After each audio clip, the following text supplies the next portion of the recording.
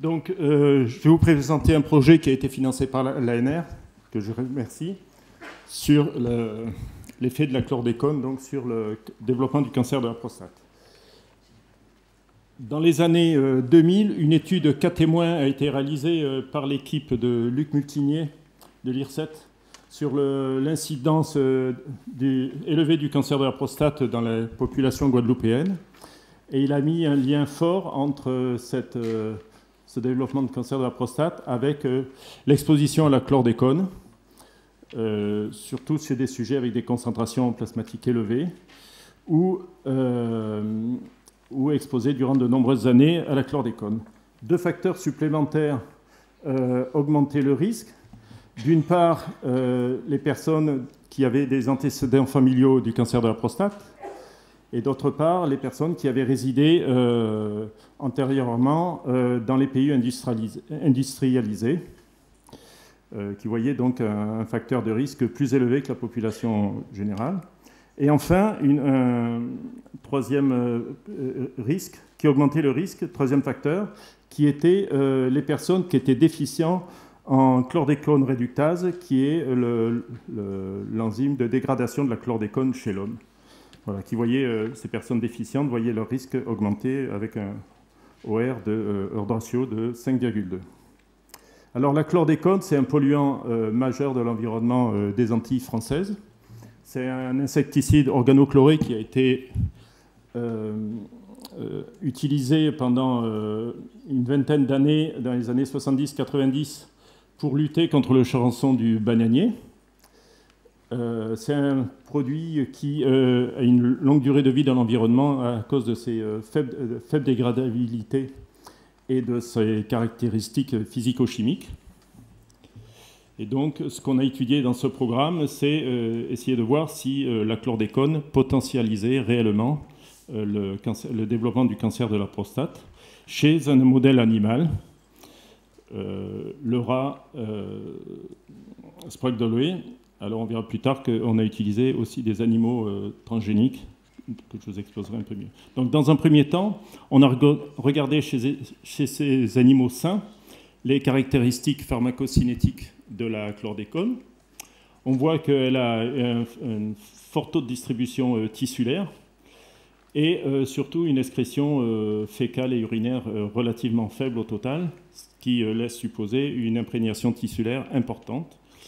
Quand on regarde la distribution tissulaire chez les différents organes de ces animaux, on voit que le foie est très contaminé, ce qui était déjà connu, mais surtout que le tissu prostatique était parmi les autres organes un des tissus les plus contaminés par la chlordécone. Et si on analyse ça dans les différents lobes de la prostate, hein, le rat a 3 lobes prostatiques, alors que, contrairement à l'homme, on voit que le lobe antérieur la durée de vie de la chlordécone dans le lobe antérieur est similaire à la durée de vie dans le foie ou la durée de la plasmatique dans le sang. Donc une durée de vie assez longue dans cet organe-là. En parallèle, on a de cette étude sur les animaux sains, on a exposé des rats trappes qui sont des rats transgéniques, donc Sprague-Dalloway, même espèce, mais transgéniques, pour que ces rats développent spontanément un cancer de la prostate sans avoir besoin d'initiation de la cancérogénèse. Et quand on regarde la distribution tissulaire de la chlordécone,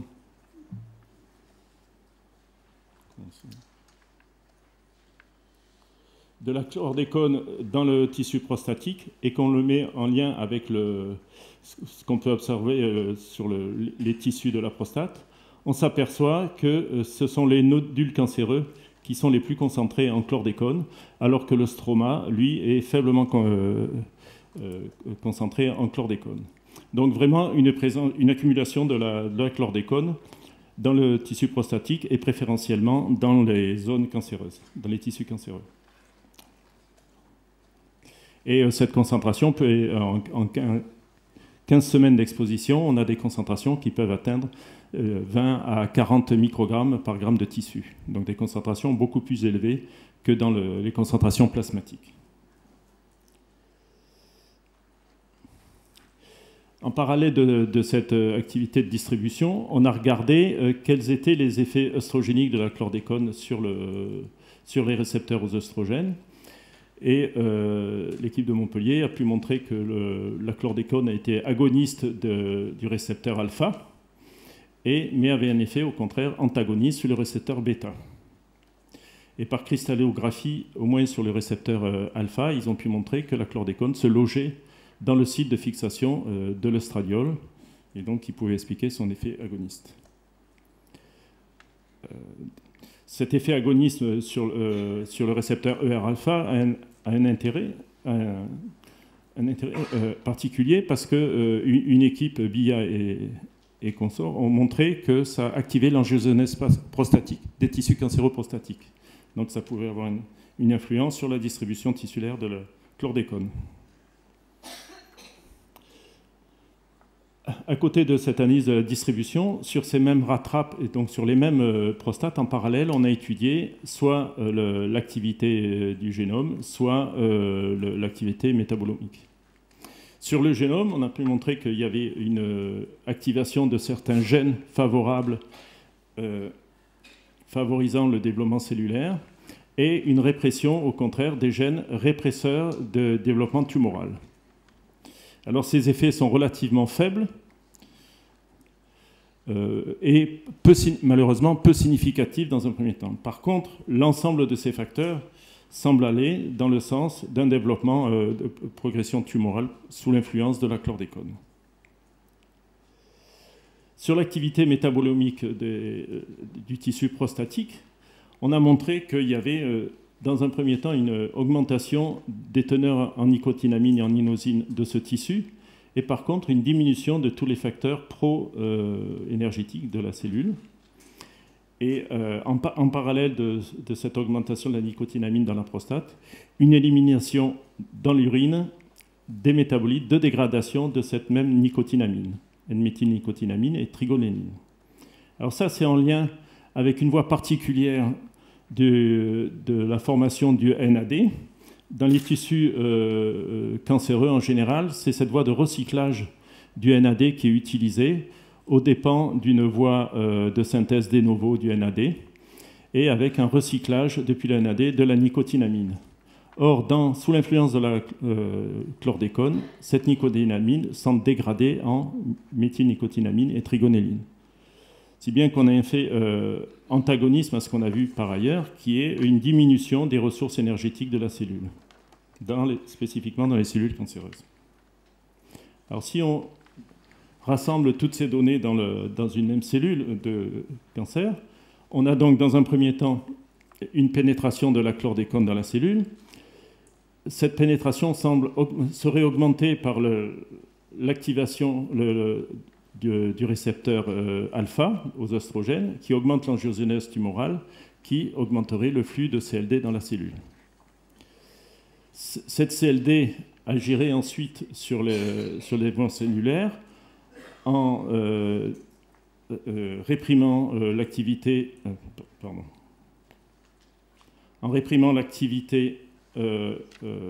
du récepteur ER-bêta, qui diminuerait la suppression tumorale, de même que les facteurs, les gènes activés ou inhibés dans la cellule, qui iraient dans le sens d'une suppression tumorale.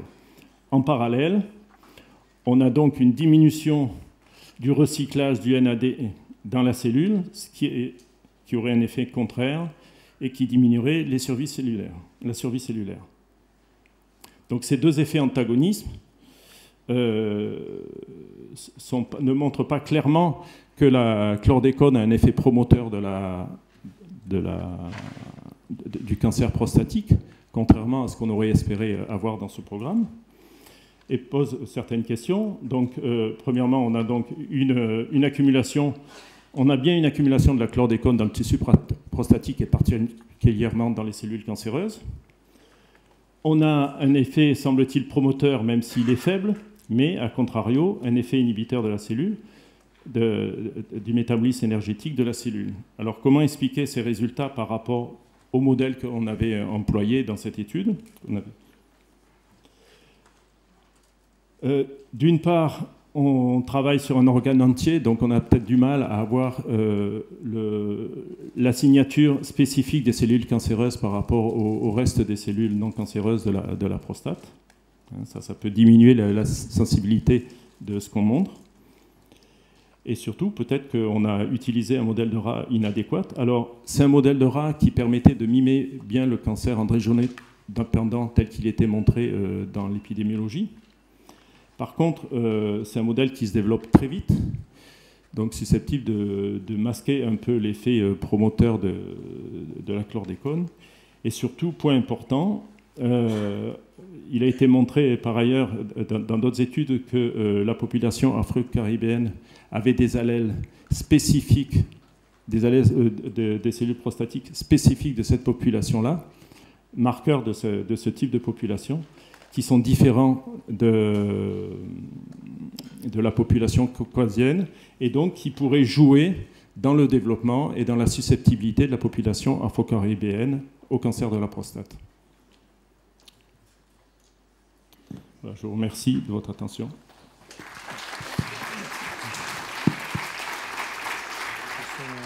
L'énergie de la cellule tumorale, il vient bloquer on va dire le développement de la tumeur, et il a un effet promoteur. Mais s'il n'y a pas cet effet de blocage du développement de la tumeur, est-ce que l'effet finalement promoteur serait nettement plus important? Si on peut rien en conclure. On peut pas conclure. C'est un effet de balance. Il y a des voies, on sait que dans les cellules cancéreuses, il y a des voies énergétiques qui sont différentes, qui peuvent être différentes quand le passage par le NAD est court-circuité.